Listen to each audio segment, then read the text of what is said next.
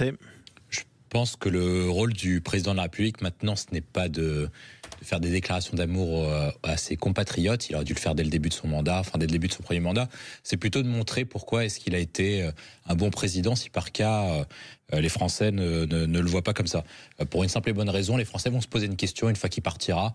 Est-ce qu'on vivait mieux avant qu'il soit président de la République ou est-ce qu'il a, après son passage à l'Élysée? C'est la première question. La deuxième question, c'est est-ce que le pays est sorti renforcé de la présidence d'Emmanuel Macron ou est-ce qu'il est sorti affaibli? Et quand on regarde, on peut certes saluer certaines réformes du président de la République. Malheureusement, lorsqu'on regarde concrètement, il va avoir un peu le même cas que Joe Biden. C'est-à-dire que sa politique macroéconomique n'était pas si mauvaise que ça, mais elle a été battue en brèche par l'inflation et par le fait qu'on a été déclassé relativement. Pour un chiffre que je prends à chaque fois et qui est simple, c'est que le PIB par habitant de la France était à peu près équivalent en 2005-2008 entre l'Union européenne et les États-Unis. Et aujourd'hui, un Américain gagne $80 000 par tête, un Français gagne $44 000. Donc on passe du simple au double, ce qui est quand même beaucoup. Donc le déclin de la France a commencé sous Nicolas Sarkozy avec la crise de 2008. Avec la crise de 2008 notamment, et surtout ça s'est accentué par François Hollande, et Emmanuel Macron n'a pas pu remédier à cette crise. L'autre point qui est important, c'est est-ce que d'un point de vue affaires internationales, parce que c'est l'autre volet qui lui reste dans la mesure où maintenant c'est plus lui qui décide des affaires nationales, est-ce qu'on est renforcé ou pas, ou est-ce qu'on n'a pas continuellement cette fait humilier sur la scène internationale? Et quand on prend les positions du président de la République, il avait commencé avec Trump revient, mais il avait commencé avec Trump et finalement Trump l'a jeté dehors, et notamment il l'avait jeté dehors avec les accords de Paris. Il avait essayé de casser le bras aux Anglais avec le Brexit, il n'a pas réussi à le faire. Il avait essayé de s'implanter au Liban, ça n'a pas marché. En Afrique, on a perdu l'ensemble de nos positions. En Asie de l'Est également. Avec la Russie, ça n'a pas marché non plus. Et au sein des instances européennes, tout le monde vous dira qui connaît la politique européenne que la voix de la France ne porte plus. Et au final, la voix de la France, surtout la voix de la France d'Emmanuel Macron, ne porte plus dans le monde. Alors, William T. L'idée de TVA sociale, effectivement, peut faire peur à beaucoup de personnes, mais les personnes doivent se poser la question suivante. Si par cas, on avait refusé cette idée en 2007, est-ce qu'aujourd'hui, on s'en sort mieux d'un point de vue industriel? Le président de la République actuel, Emmanuel Macron, a mené des réformes qui allaient plutôt dans ce sens-là et qui ont permis de désamorcer ce qu'on appelle la désindustrialisation du pays, dans la mesure où on construit davantage d'usines et on a davantage d'emplois industriels. Donc, c'est-à-dire que cette politique fonctionne. Pourquoi est-ce que ça fonctionne? Effectivement, Nicolas Corato, Nicolas Corato, ça coûte des milliards d'euros. Ces emplois coûtent des milliards d'euros.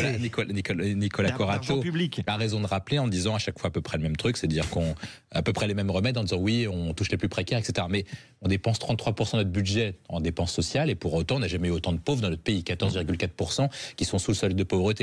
On n'a jamais eu autant de gens qui n'arrivaient pas à manger 2 à 3 repas par jour. Donc peut-être qu'il faudrait tester d'autres solutions qui nous permettraient de changer la politique économique. Pourquoi est-ce qu'on a des difficultés? Notamment parce qu'on n'a pas beaucoup d'emplois dits manuels et qualifiés qui permettent de rapporter de l'argent. Or, la réindustrialisation du pays permettrait à beaucoup de personnes qui sont, dans le cas de Nicolas Corato, donc en difficulté, de pouvoir avoir des emplois alors qu'ils n'ont pas forcément de diplôme du secondaire et de l'enseignement supérieur, d'avoir un travail qui est bien qualifié et qui leur permet d'avoir un travail. Pour réindustrialiser le pays, il faut être compétitif. Sauf pour ces personnes précaires-là, vous leur augmentez aussi le panier de courses. Oui, mais s'ils gagnent plus d'argent, c'est pas grave de payer plus d'impôts. Le problème, c'est qu'ils gagnent pas assez d'argent.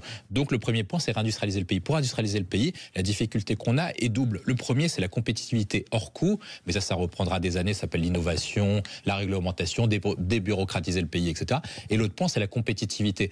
Pour que la France soit compétitive, il faut baisser les taxes, parce que quand même la France est la championne du monde des taxes, et en plus il faut arrêter de faire peser des normes et des réglementations qui sont plus stupides les unes que les autres pour libérer le travail et encourager l'entrepreneuriat. C'est à ces conditions qu'on pourra relancer l'activité économique, et une fois qu'on relance l'activité économique, on relancera la course au plein emploi, ça permettra d'augmenter les salaires et que les personnes que vous avez citées puissent vivre de leur travail plutôt que de l'aide sociale. Et vous voyez William T. Dans leur format actuel, je n'y crois pas. Par contre, on peut avoir ce qui reste sur le fond du mouvement des Gilets jaunes. Pour moi, on s'est trompé sur le mouvement des Gilets jaunes. Le mouvement des Gilets jaunes repose sur le constat qui est le suivant. On est de plus en plus taxés, on a de moins en moins de loisirs, de revenus et de services publics. Pour une raison qui est simple, c'est parti, comme vous l'avez dit, sur la question des taxes sur le carburant. C'est-à-dire on impose aux Français des injonctions qui sont contradictoires. On leur dit, prenez la voiture à essence, puis ensuite après, prenez la voiture à gasoil, puis finalement, vous n'avez rien compris, et maintenant, vous allez prendre la voiture électrique. Mais comment on fait pour prendre la voiture électrique si on n'a pas de borne électrique? Ça fait un moment qu'on ne dit plus aux Français de prendre la voiture à gasoil. Non, mais on a changé, et puis on a changé continuellement. Donc les Français ne comprennent pas les injonctions contradictoires. Deuxième point, ils avaient un problème, c'est que la France périphérique est la France qui touche le moins de revenus en termes de transferts sociaux et en termes de services publics. C'est-à-dire qu'on leur demande, parce que c'est ce qu'on appelle la France du travail, il pèse de plus en plus à travers les impôts sur le revenu, la CSG, les contributions sociales, etc. Pour autant, ils n'ont pas de retour équivalent en termes de services publics et se pose une question simple. On est de plus en plus taxés, on a de moins en moins de retour sur investissement. Où est-ce que part notre argent? Et peut-être qu'ils sont venus à Paris peut-être pour protester contre cet équilibre et cette construction française qui était centrée soit sur les métropoles et ses banlieues, soit vers d'autres territoires qui n'étaient peut-être pas les territoires privilégiés ou les plus défavorisés en France. Donc il pourrait revenir pour vous sous une autre forme. Mais pas sous la dénomination Gilets jaunes. Nicolas Corato. Oui, D'abord, est-ce que vous regrettez le mouvement des Gilets jaunes? Non. Je suis pas sûr que vous voulez voir les vraies questions que se poseraient les Français en cas de démocratie directe, parce que si par cas vous posez des cas de démocratie directe, ils vous diront une question simple, c'est que le Rassemblement national est arrivé en tête. Donc ils vous diront une chose qui est simple, c'est-à-dire qu'ils voudront un référendum sur l'immigration. Et je suis pas sûr que vous voudrez un référendum sur l'immigration en regard de l'opposition. Je dis que ce sujet n'a pas été